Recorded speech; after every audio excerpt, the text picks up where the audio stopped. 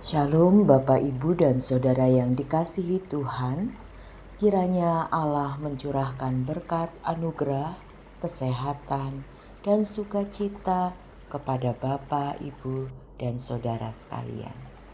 Hari ini kita akan membaca dan merenungkan firman Tuhan dalam renungan harian GKPO Halim Perdana Kusuma.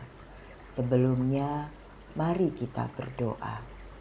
Bapa kami yang di surga, kami mengucap syukur atas berkat dan kelimpahan dari Allah dalam hidup kami. Perbaharuilah iman kami hari lepas hari melalui firman-Mu, agar kami semakin dikuatkan dalam menjalani hidup kami bersama Tuhan. Dalam nama Tuhan Yesus, kami berdoa. Amin. Bacaan kita hari ini terambil dari Injil Lukas pasal 9 ayat 1 sampai 6. Demikian firman Tuhan. Yesus memanggil ke-12 rasul, lalu memberi mereka daya dan kuasa untuk menguasai semua setan dan menyembuhkan penyakit-penyakit. Ia mengutus mereka untuk memberitakan kerajaan Allah dan untuk menyembuhkan orang-orang sakit. Katanya kepada mereka, "Jangan membawa apa-apa dalam perjalanan. Jangan membawa tongkat atau kantong perbekalan, roti atau uang atau 2 helai baju.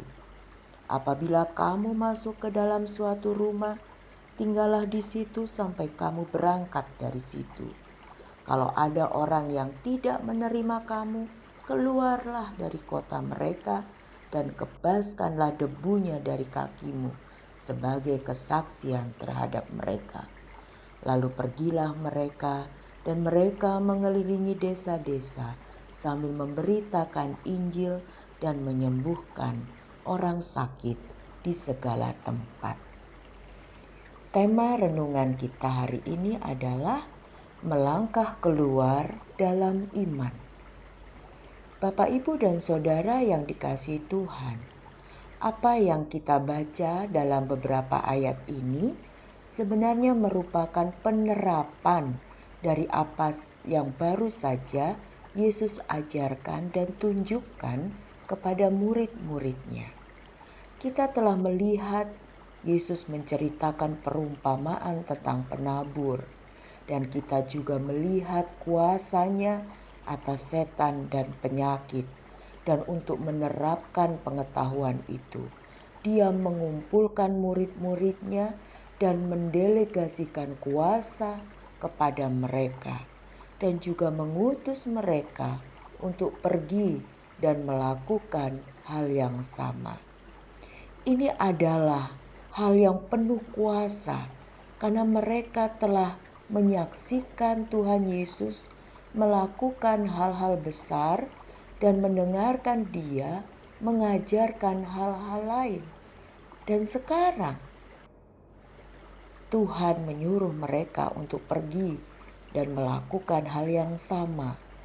Dan Dia meminta mereka untuk melakukannya tanpa membawa harta benda, tanpa membawa apapun, bahkan barang-barang yang diperlukan di perjalanan. Inilah yang Yesus persiapkan bagi murid-muridnya untuk menghadapi hari ketika Dia akan naik kembali ke surga dan mereka diberi tugas untuk membawa Injil kepada bangsa-bangsa.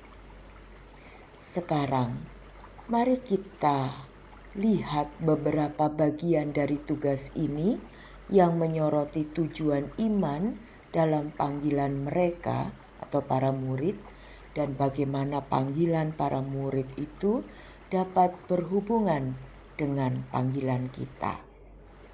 Tuhan Yesus memberi mereka kuasa untuk menyembuhkan penyakit dan mengusir setan.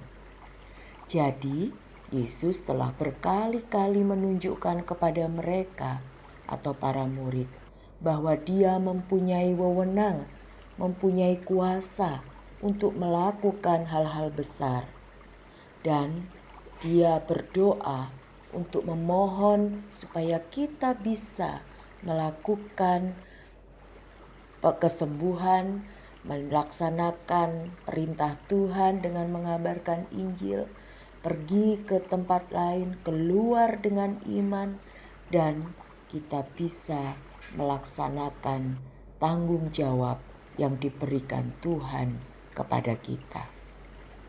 Bapak, Ibu, dan Saudara yang dikasihi Tuhan, kalau para murid Yesus diberi kuasa, wewenang dari Allah untuk menjalankan perintah Tuhan, yaitu mengabarkan Injil dan menyembuhkan orang banyak, maka kuasa itu tidak diberikan hanya untuk dipakai sewaktu-waktu saat dibutuhkan saja.